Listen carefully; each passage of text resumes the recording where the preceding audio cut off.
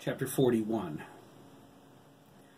Chaos erupted in Adam's room as Darcy tried to hold the youngest wolf boy back. They were eavesdropping on Tom and the doctors through the surveillance system and heard what was said. Adam exploded with outrage, the shirt from his complex uniform tearing to shreds as he transformed. Now, in full wolf mode, he clawed at the carpet trying to tear himself free. He was a black-furred cybernetic werewolf with glinting silver claws and gnashing fangs. He was going to Ops to rip Tom Granger's head off. "Adam!" Darcy yelled. She had a wad of his fur in her fist, pulling him. He was trying to get free without hurting her. If not for that, Adam would have run right over her. "Get a grip, will you?" "No," Adam growled. "Let me go." "We're dead if you don't calm down." "We're dead if I don't kill him." "Warning," Wolfboy God said. "Door lock bypass in progress." Adam's door slid open. Corny rushed in with the other 4 wolf boys behind him. Corny opened his mouth to ask what all the commotion was. He saw Adam, his black fur glistening, his eyes glowing yellow, his silver claws shining in the hallway light, and he screamed instead. So did Kelly, Mitchell, Edison, and Dana in a chorus of terror. Corny's eyes bulged. "Oh, nuts," Adam growled, going limp. Darcy slipped free. She fell backward onto her buttocks with an oof. She reached up, clicked the mouse, and closed the window viewing Ops. "Quiet!" Corny screamed at the others. They shut their mouths, but started shaking. Corny turned to Adam, shocked. His lupine pack brother was crouched low, his yellow eyes narrowing. He was growling. Corny swallowed hard. "Adam?" he whispered, squatting down. "Is that you?" "Who do you think it is, McCall?" Adam sneered, baring his fangs. "Santa?" "What the hell is going on in here?" Daniel hollered, bursting into the room. Lieutenant Colonel Ryan fell in at his side. They were in the boys' mess hall playing chess when they heard the screaming. "Who's making all that racket? Oh my God!" "Claws," Adam finished. Darcy crossed her arms over her knees. "Well, this keeps getting better." Lieutenant Colonel Ryan saw Adam and immediately took charge. He shoved Daniel and the other boys the rest of the way into the room. "Computer!" he barked, shutting Adam's door. "Emergency lockdown. Adam Field's quarters.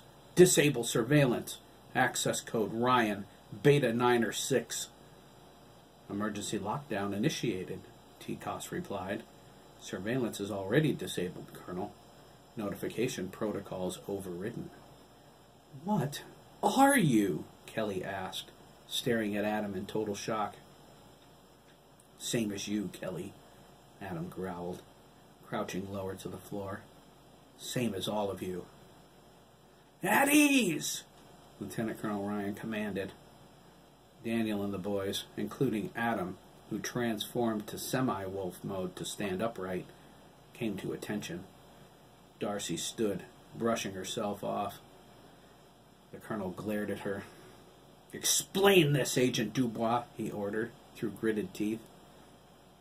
He thrust his hand out at Adam. "And I mean right this second." "I will, sir," Adam said, changing back to his human form. He paused amidst their shock and asked, "Where should I start?"